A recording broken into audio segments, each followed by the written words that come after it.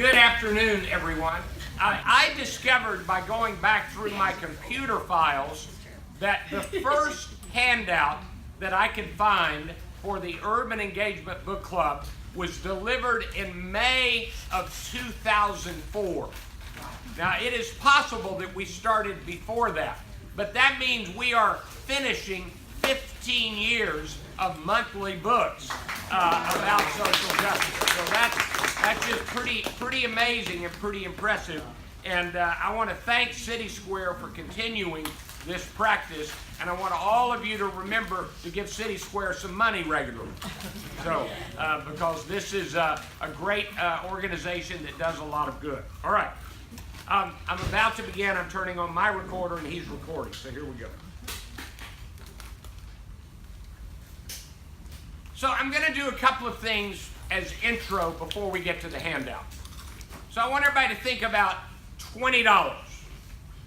Picture in your mind $20. And now in your other hand, I want you to picture $1. So $1, $20.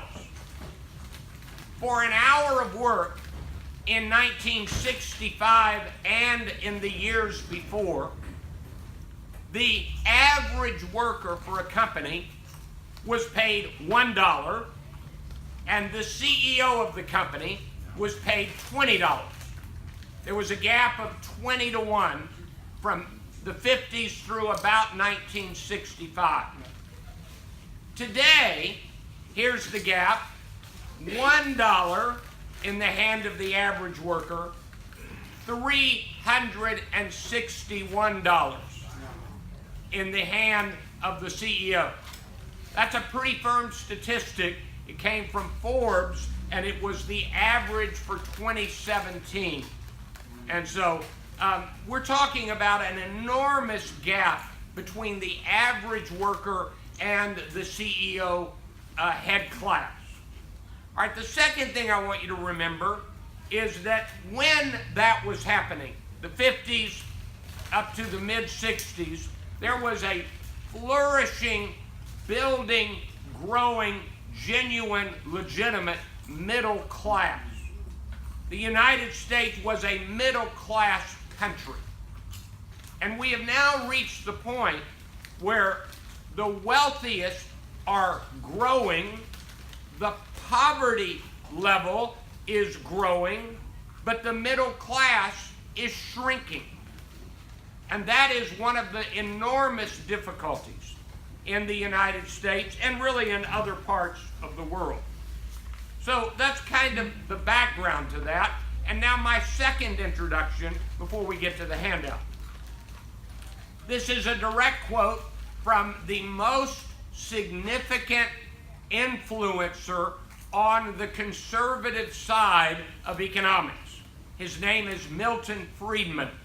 If you don't know anything about Milton Friedman, he was the person in conservative economics. And he said, quote, "There is one and only one social responsibility of business: to use its resources and engage in activities designed to increase its profits, so long as it stays within the rules of the game, which is to say, engages in open and free competition without deception or fraud." Now that's the full quote, but it is most commonly quoted this way: there is one and only one social responsibility of business: to increase its profits.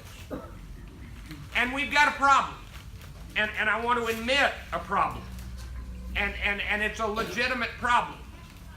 If a business does not make a profit, the business is out of business. And we have to understand that.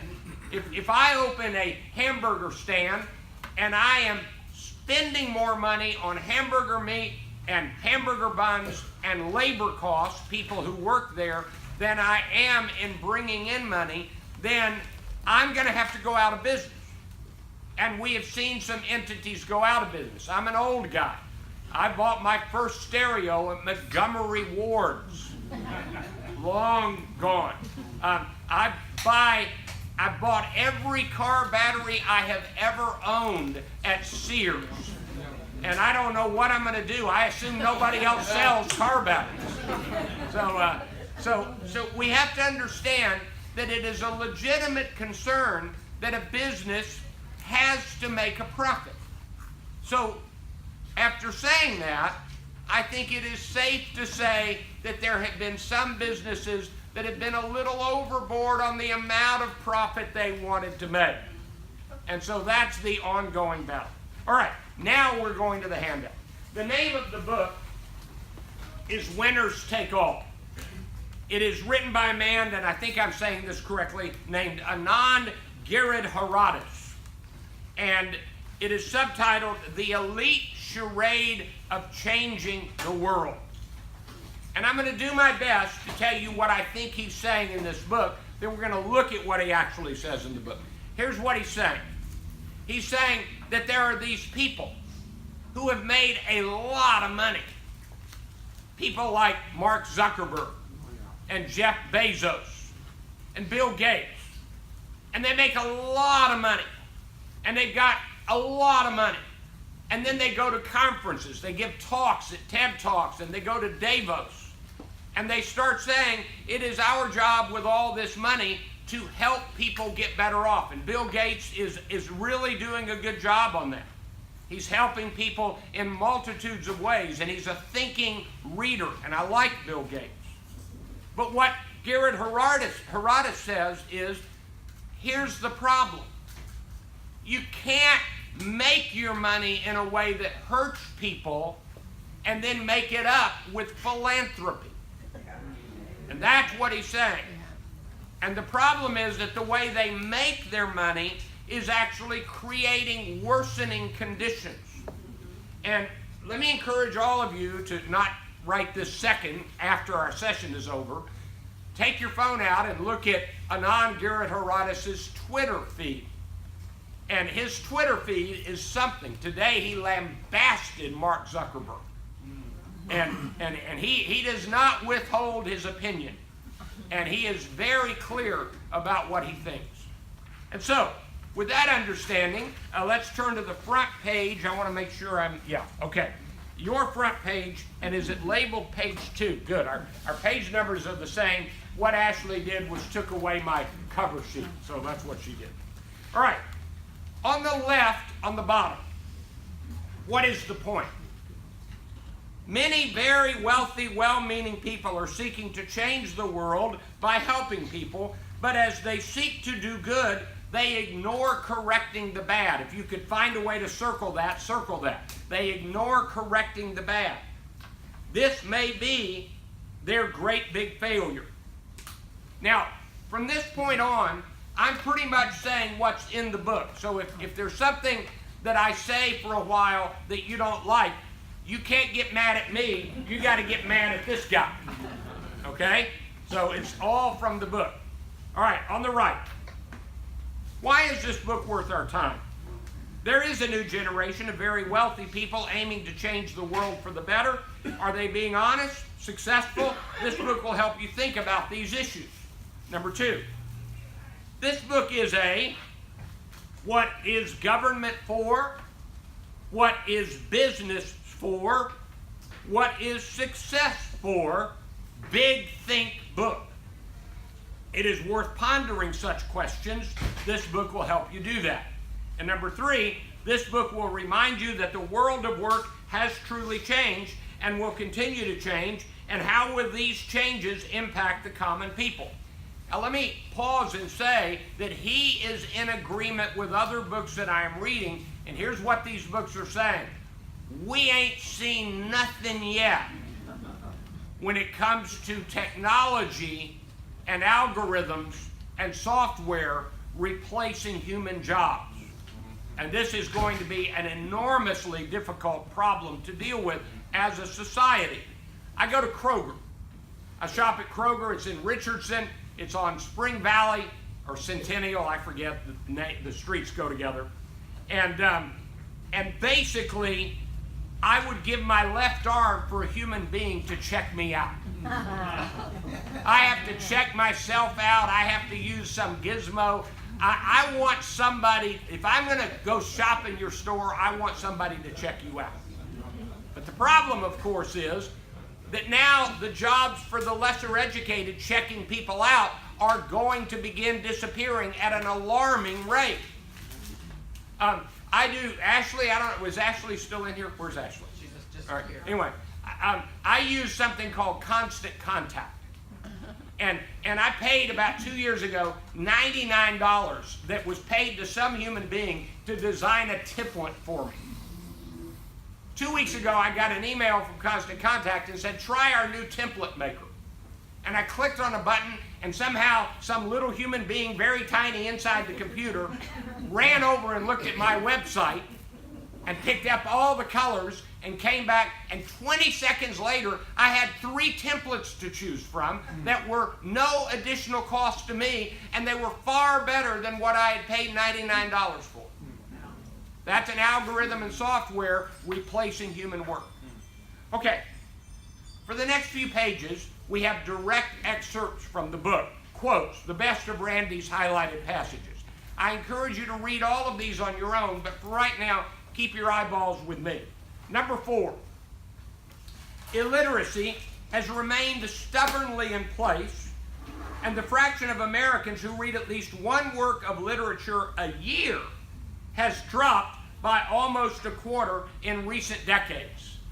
A very well-educated retired SMU teacher said to me yesterday that his granddaughter said to him, "Why would anyone ever read a newspaper?" That was her line. All right.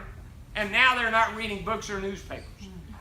Number 7, rich American men who tend to live longer than the average citizens of any other country now live, this is breathtaking, 15 years longer than poor American men, who endure only as long as men in Sudan and Pakistan.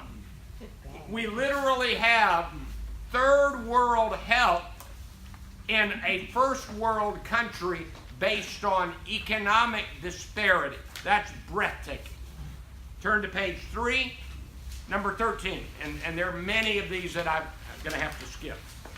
Conferences and ideal festivals sponsored by plutocrats and big business host panels on injustice and promote thought leaders who are willing to confine their thinking to improving the lives within the faulty system rather than tackling the faults. Here's what they're saying. He's got a great section, and I'm going to talk more about this in a minute, about a TED Talk that is the second or third most TED Talk ever viewed. It's by Amy Cuddy. It's a very good TED Talk, and it is Your Body Language Shapes Who You Are. And what he really says about her TED Talk is, she is talking about the problems of feminism, and she says you fix it by learning to stand up better. And what she should be saying is, you men are treating women badly, but you can't get away with that at a TED Talk. So it's a very interesting section. All right, number 14. The elites behind efforts like these often speak in a language of changing the world and making the world a better place, yet we are left with the inescapable fact that in the very era in which these elites have done so much to help, they've continued to hoard the overwhelming share of progress. The average American's life has scarcely improved, and virtually all of the nation's institutions, with the exception of the military, have lost the public trust. There is no denying that today's elite may be among the most socially concerned elites in history, but it is also, by the cold logic of numbers, among the more predatory in history. Circle the word predatory. By refusing to risk its way of life, by rejecting the idea that the powerful might have to sacrifice for the common good, it clings to a set of social arrangements that allow it to monopolize progress and then give symbolic scraps to the forsaken, many of whom wouldn't need the scraps if the society were working right. Do you realize that there are people now, right now, today now, who are not getting paid and maybe not going to work because of the government, and they're eating food from food pantries, and they are not able to go get their medicine for their children. Well, somebody with money never worries about getting medicine for the children. And so the gap is growing. Number 15. This book is an attempt to understand the connection between these elites' social concern and predation, between the extraordinary helping and the extraordinary hoarding, between the milking and perhaps abetting of an unjust status quo and the attempts by the milkers to repair a small part of it. The slightly more critical view is that this elite-led change is well-meaning but inadequate. This guy's cutting no slack to rich people doing nice things. No slack. Number 17. We should recall Oscar Wilde's words about such elite helpfulness being not a solution, but an aggravation of the difficulty. Just as the worst slave owners were those who were kind to their slaves, and so prevented the horror of the system being realized by those who suffered from it, and understood by those who contemplated it, so in the present state of things in England, the people who do most harm are the people who try to do most good. I have made a personal decision that I will no longer just kind of bat an eye and tolerate it when somebody says to me, as somebody did a few months ago, Randy, don't you know there were good slave owners? I'm just not going to let that go by anymore. So, anyway, number 23. What is at stake is whether the reform of our common life is led by governments elected by and accountable to the people, or rather by wealthy elites claiming to know our best interests.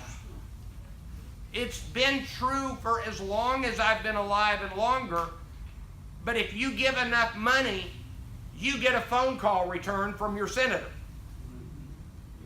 And if you don't, you don't. And that's the reality. Number 27. Put a star beside 27, I like it. The only truly ultimate good is human flourishing. Yeah. All right, turn the page, and again, I'm skipping over some that I've even marked to read aloud. Okay, 32. Margaret Thatcher echoed Ronald Reagan in saying, quote, there is no such thing as society. There are individual men and women, and there are families, and no government can do anything except through people, and people must look to themselves first. And so any suffering is the part of the sufferer, the blame of the sufferer. All right? Number 38. These elites believe and promote the idea that social change should be pursued principally through the free market and voluntary action, not public life and the law and the reform of the systems that people share in common, that it should be supervised by the winners of capitalism and their allies and not be antagonistic to their needs, and that the biggest beneficiaries of the status quo should play a leading role in the status quo's reform. Ask the wealthy to talk about what the wealthy should do better. So that's the idea. Number 39, and this is where it gets touchy. Obama may favor McKinseyite in much the same way as his predecessor seemed addicted to hiring alumni of Goldman Sachs. What that's saying is that Obama equally was impressed by people who came out of big money circles, very big money circles.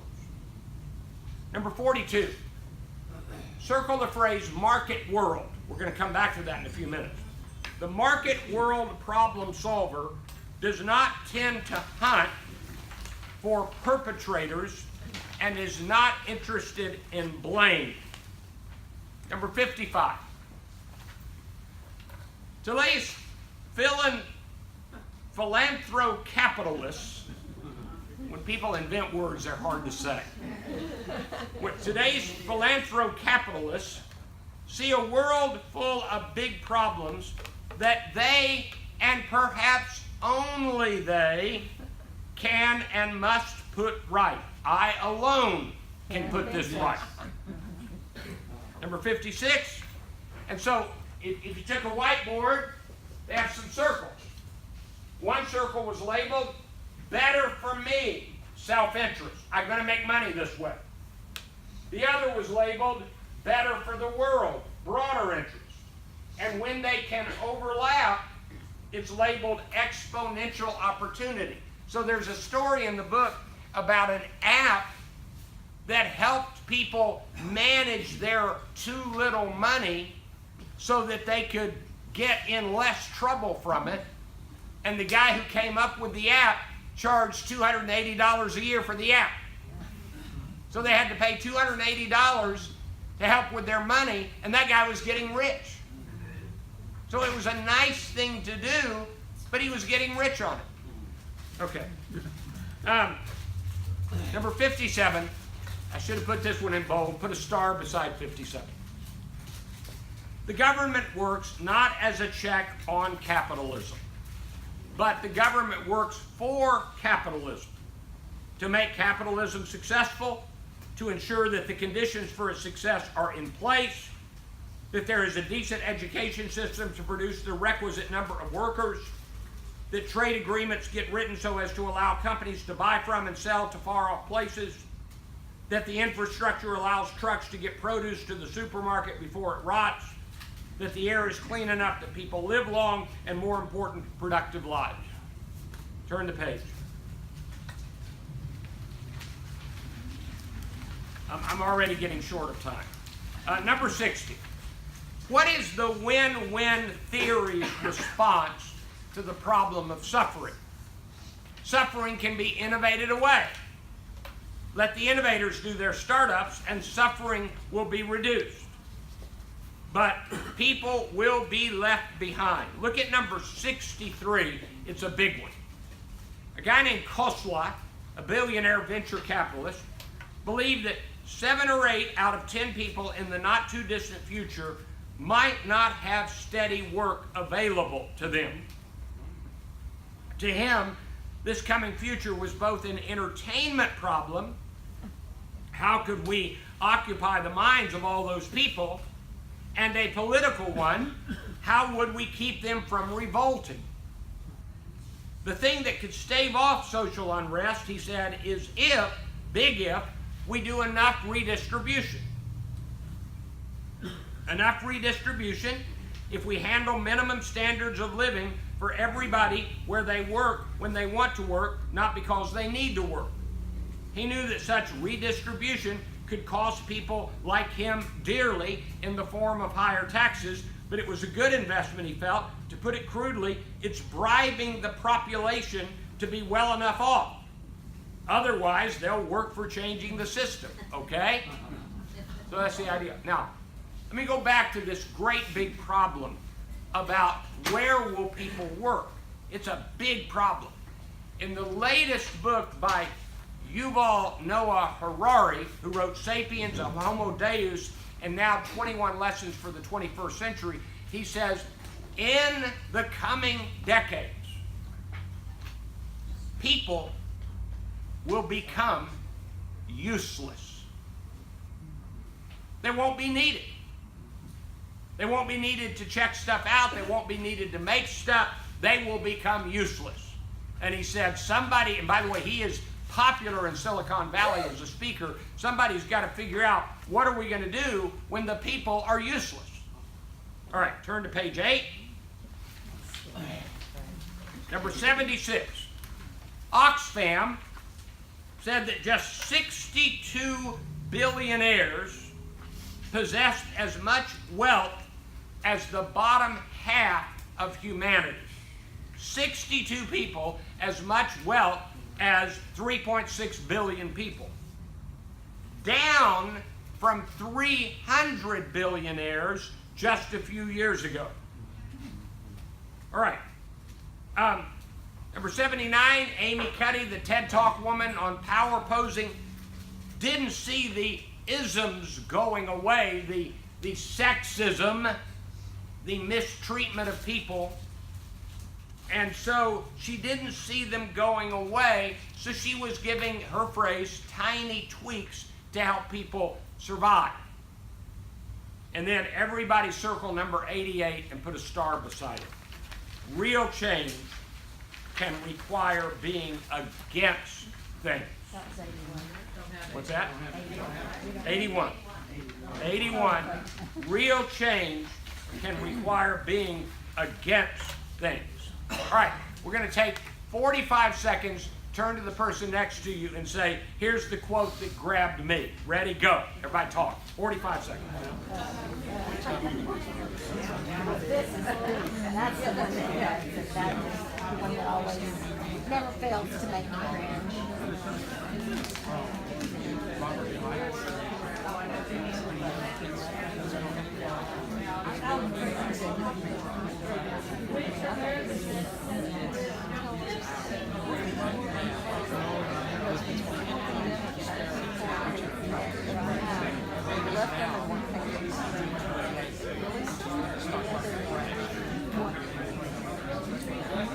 The other one was in the future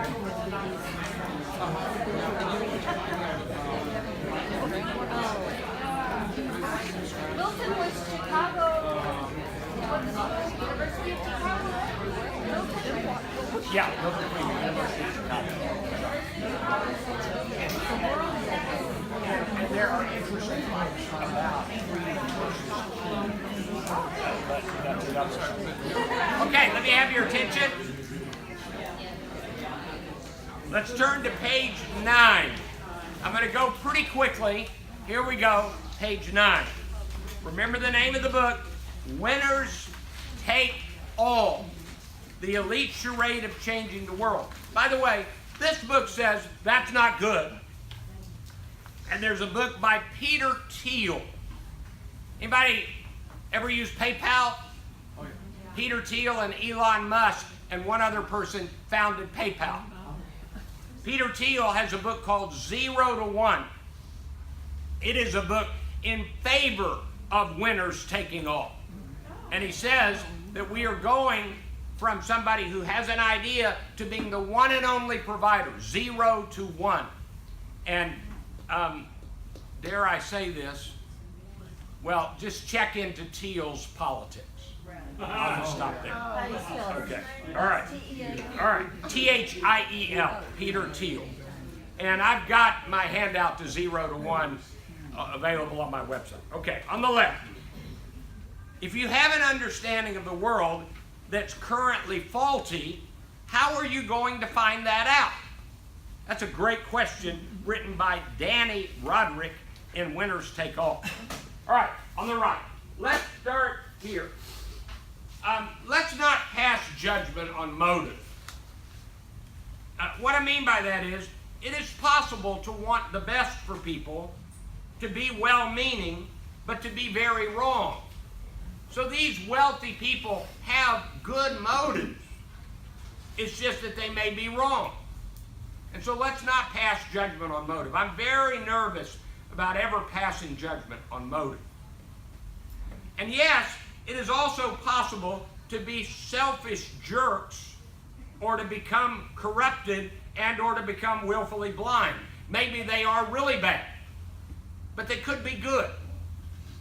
And let's remember the law of unintended consequences. Consider opioids. They started out as a good idea, and then the unintended consequences were bad. Here's an example. The unintended consequence of being a Dallas Cowboys fan is that you are perpetually disappointed. Okay. Some stories. There's a great story about a poor, gay, African-American boy who got all of the right help at the right time. And he ended up in good education and in good connections, and he became the head of the Ford Foundation. He's His name is Darren Walker, and it's a very compelling story, but it's because of help that he got in government programs and help that is not as widely available today. So that was an interesting story. There's the feminist gender researcher who opted for the tiny tweaks in her TED Talk, and that's her phrase. This is Amy Cuddy, the power posing woman. And the reason I know so much about her is I show her video in my speech class every semester. It's a really good video. And she found out, this is a really blunt section. She found out if she stood up and said to an audience, "Y'all are mistreating women," she wouldn't make any money. And so she changed her talk, his implication, and discovered there's more money to be made with the tiny tweaks approach than with the diagnose and name the problem approach. Put a star beside that. That is a profoundly important observation. All right, more than a few really good students from really good schools, some with some family money, trying to figure out how to make a difference, with more than a few choosing the business skills, then to the social good path. What he's saying is that there are people with money who are coming out saying, how can I help? But they're taking an approach that doesn't deal with what's harming people. The shocking pronouncement of Michael Porter and Mark Kramer in an essay called Creating Shared Value. For those of you who know business, Michael Porter is big. Big. And so he said, companies had become too focused on optimizing short-term financial performance. And then who will own the app? And it's the potential promise of Up and Go for house cleaners in New York, where the workers keep 95% of the income. Somebody came up with an Uber for house cleaners, but instead of keeping the money, they paid the expenses and gave the house cleaners 95% of the money. That's a model that works. All right? What is the problem? Well, if you're rich and wealthy, there is no problem. If you're not, there are many, many problems. The elite market world, this is his phrase. Market world is an ascendant power elite that is defined by the concurrent drives to do well and to do good. Circle that phrase. It's the phrase you'll hear from them. Do well and do good. To change the world while also profiting from the status quo. Market world is a network and community, but it is also a culture and state of mind. They have their conferences, TED, Aspen, Clinton Global Initiative. Elite networking forums like the Aspen Institute and the Clinton Global Initiative groom the rich to be self-appointed leaders of social change, taking on the problems people like them have been instrumental in creating or sustaining. They have their own neighborhoods, their own clubs, their own gated communities, even gated protected discos. I give money every month to 90.1 KDRA. Do any of you who listen to them feel just a tinge of, I don't know about this, when they have the something round table where you get to eat with the big folks for $10,000? Well, I haven't given them $10,000, so I don't get to eat with them. There is this closing of the circle among the rich. And if anybody in here from KERA, you're still going to get my money. All right, page 10. Some vocabulary choice insights. What he says is people are choosing to go for the positive, not for the negative. And so they talk about fairness, but they don't use the words that are more adequately and accurately describing the problem, which is equality and social justice. In other words, if you use the language, NBC had a debate this weekend over whether or not to call Representative King a racist or not. I know he is. He's a racist. And they finally said, we're going to use the word racist. And so he went to Silicon Valley, one of the people where he became one of the leading advisors to technology entrepreneurs wishing to make a difference in the world. That was when he was told to stop using the phrase social justice. In Silicon Valley, the phrase rub people the wrong way. That's really a profound insight. Maybe the question is, does the business management approach provide the only solution to follow? McKinsey. Who is on your board? Hint, add a few non-elite folks to the board. The people in need of the work of the organization. The current curious career path of those seeking to change the old ways. First you go for management, and then you go work at some nonprofit. The age-old youthful impulse to reimagine the world was now often molded and guided, now this is important, by one of the reigning ideas of the age, that if you really want to change the world, you must rely on the techniques, resources, and personnel of capitalism. So they merged two goals to change the world and make a profit. So here's what they're saying. If a young idealistic person wants to change the world, if they first go into management and finance, that shapes their thinking with management and finance. And then they use that when they go try to help people.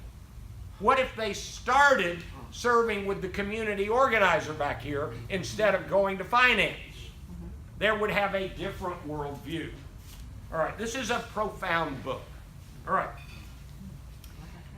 Here's a question. If you make money in a bad way, can you make it up with generous philanthropy? And America has always believed in that. The robber barons of old built the libraries. So, all right. The fallacy of win-win, there is not always a win-win. Some contrast, charity versus justice, the thought leader versus public intellectual. It is the best of times for thought leaders. And he really lambasts an author named Charles Duhigg, and I hated that section because I really like Charles Duhigg. But he basically says Charles Duhigg was writing about more important stuff, then he wrote a couple of books to make some money. Now that's my summary of what he said about Duhigg, and he's a good writer. And then he talks about the birth of the B Corp. All right, turn to page 11. I got to wrap up. Here are my 6 lessons and takeaways. Number 1, choosing a career path that provides meaning and success without adding to the gaping divide between people is no easy task. But thinking about that gap should be part of one's what do I do with the rest of my life considerations. Number 2, maybe providing just the positive wins without dealing with the why there are losses, why there are losers rather than winners, is not the approach to follow. What are we doing to make losers? Number 3, your table needs to have a seat for those on the other end of the spectrum. I mean, literally at the table so they can be heard. Number 4, the greater the gap, the more help will be needed. Maybe we need to restore some of the impact of government from earlier decades to help provide the help. Number 5, beware of narrowness, the arrogance of the one answer, and arrogance which could come from such narrowness. And number 6, Silicon Valley elites and other elites are probably not the wise solution providers that they think they are and that we may think them to be. They certainly should not be the only voices in the room. Winners take all, the elite charade of changing the world. Hope you found this useful. Thank you very much.